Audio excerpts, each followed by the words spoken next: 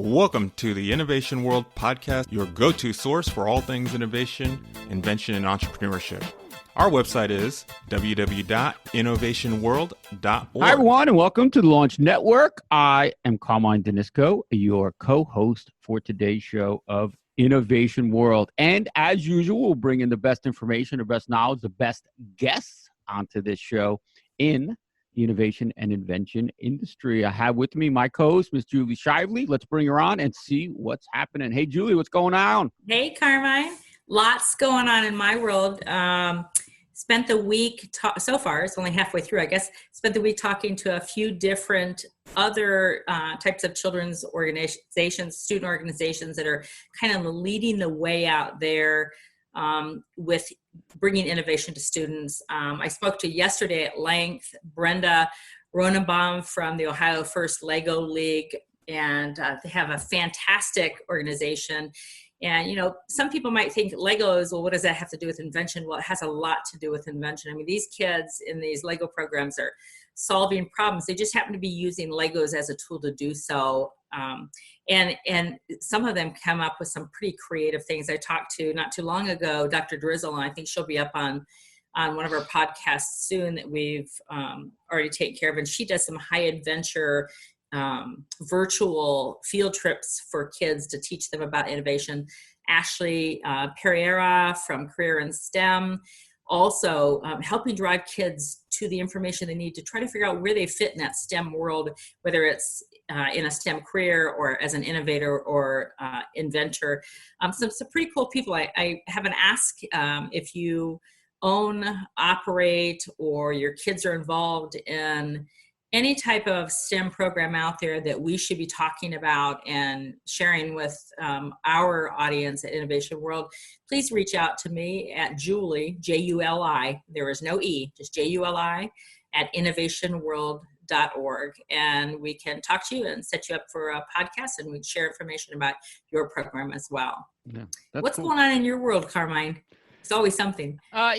These innovations, inventions, it's a lot of fun. You know, I love what I do, what you're doing, and making things and, talking to guests like we're going to have on later within a few minutes, I guess. Okay. It's just so much fun to learn about what young adults are doing out there to better the world, to do these things. And that's what I love about this podcast. How is it, real quick, Julie, before we get to the guests, when you mentioned to one of these people running the programs, or you're inviting a guest onto the podcast, what kind of reaction do you get? Are they happy to come on? Are they scared to come on? Are they nervous? Or they just say, yeah, let's do it? I haven't run into anybody nervous yet, or at least they haven't shared that with me. They're very excited to spread the word.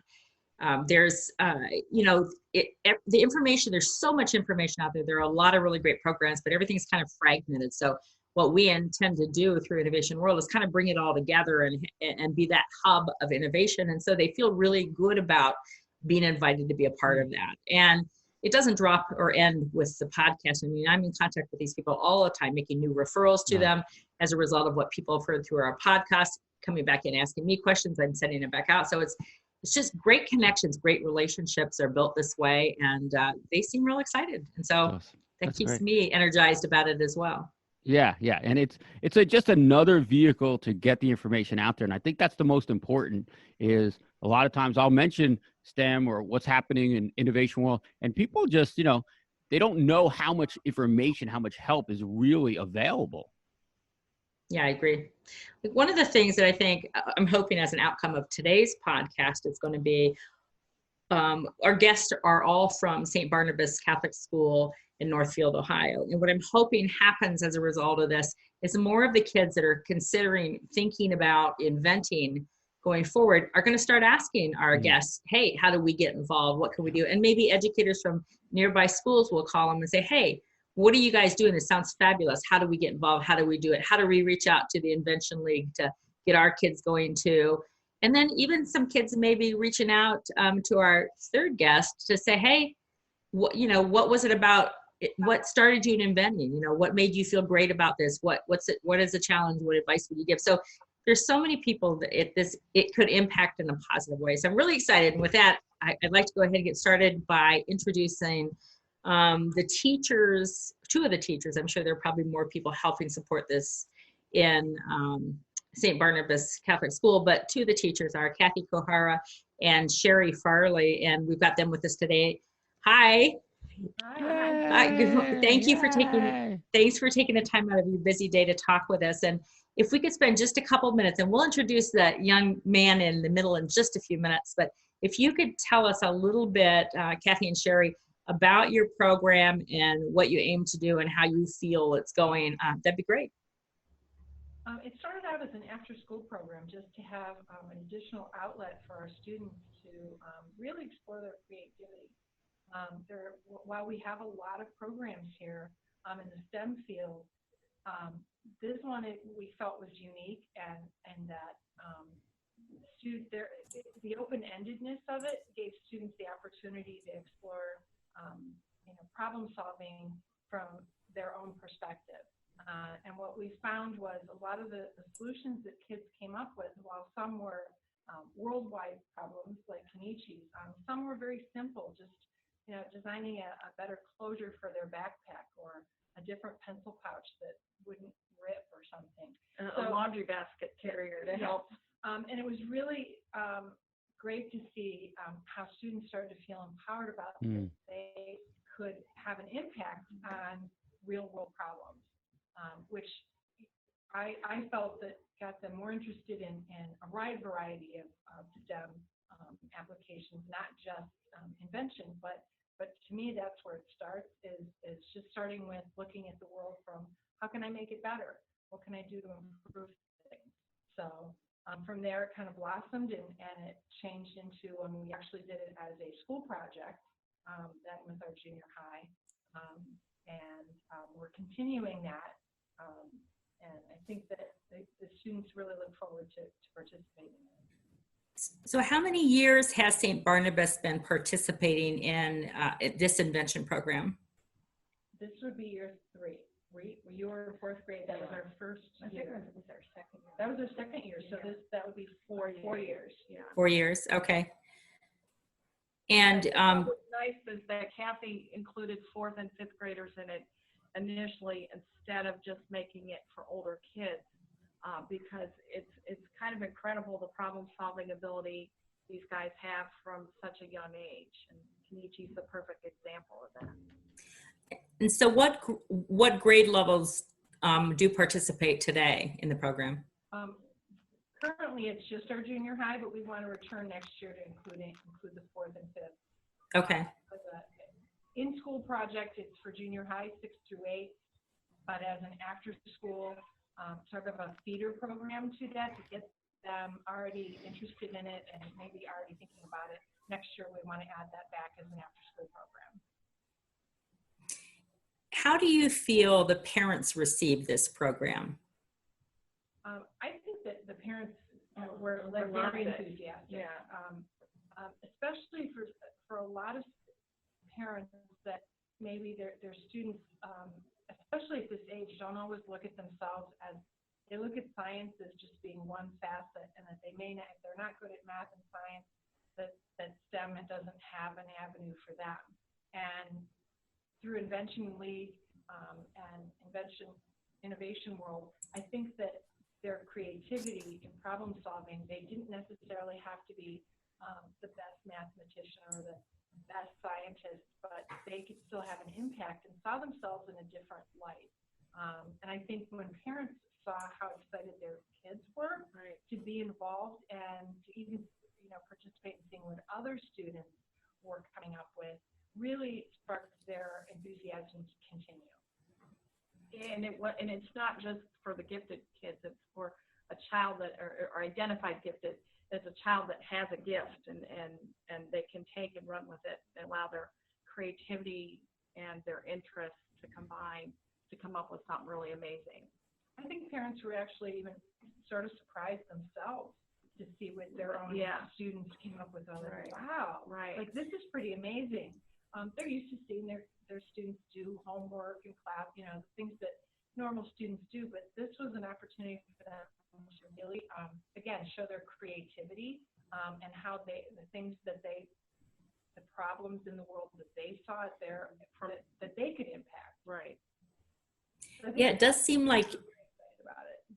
it seems like it kind of moves from a novelty to after that first time they get to see it to like, wow, this is real. And then Kids we had actually- repeat customers. Yeah. The kids that started the first year came back the second year, came back the third year, and then brought their friends with them. And what was cool that what Kathy did is we invited retired teachers to be our judges, and so they were just thrilled to be back again and then see what the kids were doing, and they did a great job. So where are you in the process this year? Have you had your school level competition? This year, the students took a different avenue because they had the opportunity to do the engineering design process. This year, I asked our students to focus more on a scientific method process so that they were having a little more well-rounded. So some are going to be able to take what they did this year and apply it to a problem. So that they had a question this year instead of a problem to solve. So they were researching their question, and my hope is that next year, from their research and their study of an issue, they will be able to now design. Give them a whole year of background research so that they're maybe a little better equipped to do what Kenichi has done and take it even one step farther. Okay. You can explore what Kenichi's been able to do and go through the patent process. And you continue to add more to change to fix it. So this year we focused on a question and researching it and testing and independent variables and dependent variables so that they became real experts at this topic, so that now that they've identified a problem through that process, they can now take that next design step. So we backed up and took a bigger view of it so that hopefully this next year they can go even deeper. Wow. And also putting it to writing, right? The writing portions of it. We added a Or writing emphasize. writing a research paper Which would help with the writing that you have to do. Well, and finding the right problem is often the hardest part for the students. So it's really good that you're spending that much time and focus on the actual problem itself. It'll help them, I think, weed out the problems that are most important or the ones they feel they can do the best on. I think that's what we saw this year too. As they chose problems and started to research, I allowed them. I said, if you're finding this doesn't, it's not deep enough for you, and you need to, or the research leads you in a different direction. It should. You should be discovering something you weren't aware of before, and now you're interested in. Wait a minute, I looked at this and I had no idea this was actually going on, and now I wanted to look further into that, which I think a lot of kids did. They experienced a little bit of what I hoped would happen is things didn't always go as planned, and they had to regroup. You have to maybe start from scratch. What would you do differently next time? What did you find out from, failures? And I often tell them that failures are a good thing in science because we learn a lot from them. And what would you do differently next time? How would you change it? How do you take it to the next step? So I think that this year was a really good year. I'm really looking forward to next year to see how they take that next step.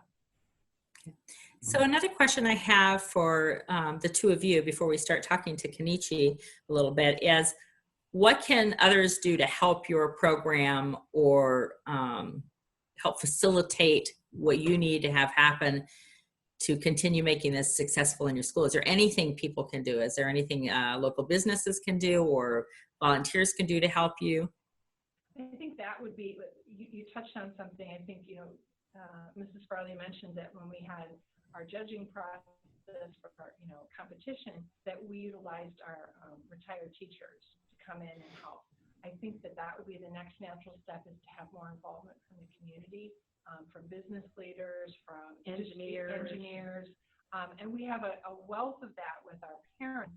But I want to reach beyond that, so it's not contained to our school community, that we're actually reaching out to local businesses and their engineering departments, or so that they're bringing in a whole different perspective, and also sharing outside of our school community what a great job our kids do to showcase what our youth is doing today. And the other thing, of course, is always money. It would be nice to have more materials. We have an awesome STEM program here at our school. It's just building every year, and kids were spending less of their own personal money if they had more resources. That would always be fantastic. And the hoops that Kenichi's gone through with the cost for the patents and things like this, and the travel expenses and things like that. So that would be awesome. I think that's the obstacle as students move farther up into the competition, that can become an something that holds back a family from their student being able to participate at a higher level as they expect. But if we can find sponsors locally or even nationally or regionally, that would really be a great help to the students and their families to continue to participate. And so if somebody is listening today that has some ideas on how to help you, what is the best way for them to reach out to you? And move a little closer when you tell me, because I want to make sure they can hear you. They could contact either our school directly, and we have a website that is St. Barnabas School, FECatholicschool.com, or they could reach out to me or Mrs. Farley. My email is ccohra@barnabasohio.org. And I'm sfarley@barnabasohio.org. Okay, and I can put your school website up on the Facebook post later today. Both of us are listed under the faculty Staff, Yeah. Okay. Contact information is there. So with that, I would love to introduce our third guest today, sitting between the two of you. And Kenichi, I'm going to ask you to move up as close as you can, just to make sure we can hear you, because you were a little quieter earlier. And you are Kenichi Wachtl? Kenichi Wachtl. Wachtl. You're grade 6 now? Grade 7. Grade 7. I'm sorry, that's terrible. And I understand from speaking to you earlier that one of the inventions you made is it the World Water Helper? Yeah. That you actually started that one in 4th grade, but you've done a lot of work on it since to improve it over time. Is that correct? Yeah, I had about 4 prototypes before I got to my final one. Okay, that's good. So let me ask you just a couple questions. And Carmine, just jump in anytime you want. I'm not trying to hog the show. No. Go ahead. Let's see. So is the World Water Helper the first and only invention so far you've created? Yeah, so far it's my only invention. I've kind of had to focus everything on that. And do you feel like you'll invent again? Something different? Something different next year, probably. Okay, so you'll become a serial inventor then. That's great. And we said it was called the World Water Helper. Can you tell me what problem it solves? So my invention, it purifies dirty water and makes it drinkable. Okay. And who does that help? It can help anybody that doesn't have water. It can be in third world countries. It can even be in America. Okay. So in order for this to work, what does somebody do? Is it a device that they pour their water into and it filters it, or? So it's a multi-stage filter. So you pour dirty water at the top, and it goes through charcoal and zeolite, which kills gets rid of chemicals, and then it goes through an ultrasound and ultraviolet light, which the ultrasound turns the water into a mist, allowing ultraviolet to be more effective. And the ultrasound also kills cysts and spores, and the ultralight kills the bacteria. So as you were creating this, are you testing the water before it goes in, and then testing the water when it comes out to identify what you've been able to remove or what's not still there anyway? Yeah, I test the water before I put it in, and then afterwards I test it. And it's proving out to be at least drinkable. right? Okay. And do you drink this water? Would you drink the water? Yeah, every time I display it, I drink the water after it comes out the other end. And how did you decide on solving this particular problem? Well, my school has a program that's called the Wellness Project, which gives water to different countries. And there's also the Life Straw program, which is one of my main inspirations. It's just a straw with a filter that uses reverse osmosis, I believe. Yeah, we raise money to buy wells in areas in Africa with the Ozioma. Oh, wow. That's wonderful. How do you typically fundraise for that? We have a candy sale every year. Okay. Hey, let me just jump in real quick. And pretty cool idea, first off. And I mean, I think it's awesome what you're doing. Can you give me a little background on basically any issues or problems you ran into as you were prototyping the idea? So you said there's a couple of filters it runs through. With how many filters? It has, in my final prototype, it had 3 filters, but it was condensed into 2. The charcoal and zeolite would be together, and then the last filter would be ultrasound and ultralight, or ultraviolet light. Wow. Now, was this always designed in, or at first you thought just the filters would do? At first, my initial thought was to boil water, which was my first idea, because that's all I knew how to clean water. But that was really unreliable, and it was ineffective. Yeah. Oh, I believe it. And it gets real hot too. Yeah. Before you can drink it. Yeah. So, so how did you come up with the current design with the types of filters and things like that? Just through testing, or you did some research? After doing some research, I learned new ways to clean water, which was ultraviolet light. And then I added the ultrasound to make the ultraviolet light more effective after I did more research. Wow. How does that work, that the ultrasound makes the light? Does it change the waves? So the ultrasonic, which is the sound, it turns the water into a mist, and then the ultraviolet light, the UV lights kill the DNA and RNA in most bacteria, allowing it to not reproduce. Wow. That's awesome. That's a great idea. Is anyone else using those two together? I don't believe anybody else has used the 2 together. Oh, Ultraviolet light's a common way to purify water, but not together with the ultrasound. wow. That's great. Well, we won't tell anybody, so don't worry about it. We won't tell anybody. Oh. That's really cool. Are you working with, so is this patented now, or are you working on it? I just finished the patent process a couple months ago, and I believe I'm getting like the formal patent in a couple months. That's great. Did you do a design or a full utility patent? Yeah, I got the both patents. I forget which one's like. I know That's okay. one's the design patent, and I forget which the other one's called. But I actually have a drawing of one of the patents Oh, wow. showing what it was.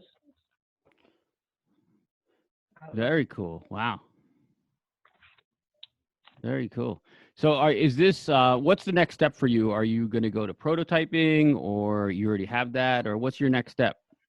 So my next my next step is what I'm planning to do is contact larger companies such as like Glystraw and other companies. Yeah, Vestergaard to sell my idea. Oh, you want to try to license it to a larger company? Yeah. That's good. That's a great way to do that. Awesome. Some of the larger companies can certainly take it and run. You've done a lot of the research and testing that they need done. So that's pretty cool. What about you, Julie? This is pretty wild, huh? It is. It is. I was curious as to the advice you would give to students who are thinking about just entering that invention process, whether they want to learn it or not, or whether it's worth their time to even start this. I know you said you had 4 different iterations before you settled on the one you're on now. So what would you have to say to young prospective inventors? Well, you should definitely enter it. Just try it. If it's not always going to work, but just try again. And then it's not always going to work on the first try, so you have to have multiple attempts. Very Okay. good advice. Very good advice. Yeah, I would agree with you 100%. What did you think was the most challenging part of your invention story so far? The most challenging part would probably be how I got my patent, which would there was 3 questions. I had to know what made it different. So that's how I came up with the idea of the ultrasonic transmitter. Hmm. And what were the other 2 questions? Do you remember? It was just mainly it condensed. It would be what made it different. So Okay, I see. Yeah. And so have you shown this? You showed this at the state competition in Ohio last year or the year before? 3 years ago at the Okay. state. And did you end up showing it at a national level competition as well? Pardon? Did you end up going to the national competition as well with it? Yeah, I did. Okay, up in Dearborn, Michigan? Yes. Okay. Was that a good experience for you? Yeah. Yeah. It also allowed me to see inventions from hundreds of years ago and see how they designed it. Up at the Henry Ford? Yeah. Yeah. And you got a chance to look at other kids around the world that are doing things like you're doing them. Maybe not the same invention, but have the same desire to find solutions to problems. Well, if you put your mind to it, you can do it. So even if you don't have the resources, you can make it work if you put your mind to it. Okay. And I'll ask you the same thing that I asked your teachers. Is there anything you need help with? Anything that somebody listening today that could help Kenichi move forward with his invention? I believe I have a GoFundMe up, but I'll have to double check that to see if it's up still. If your GoFundMe is up, if you would send me the link to it, I'll put it out on our Facebook page. Okay. Thank you. You're welcome. Thanks for everything you're doing. You're solving problems that are going to help me for sure. Not that I'll be in a third world country, but just the fact that you're finding problems, solving them, and inspiring other people to do the same thing will help me eventually. Yeah, no doubt. Is this something that you want to do for later on in life? Do you want to be an inventor, an engineer? Is this something you want to do? Well, I plan on doing engineering in business because if you can do engineering, then you probably need to know how to do business. Yes. Good. Very good. Yeah, great idea. Excellent combination. And a lot of, I also help out the University of Tampa, and their entrepreneurship program has a lot of engineers in the program. So you're thinking right along the right lines, my friend. Very cool. Julie, this is awesome. I mean, it's everything we need. Yep, it is. Kenichi, I want to thank you so much for being our guest today. Do you have any other questions for us? Anything else you'd like to say about your invention, your process? No, I think that's it. Okay. Do you have much of a school day left to go back to? About an hour, I think. That makes it easy.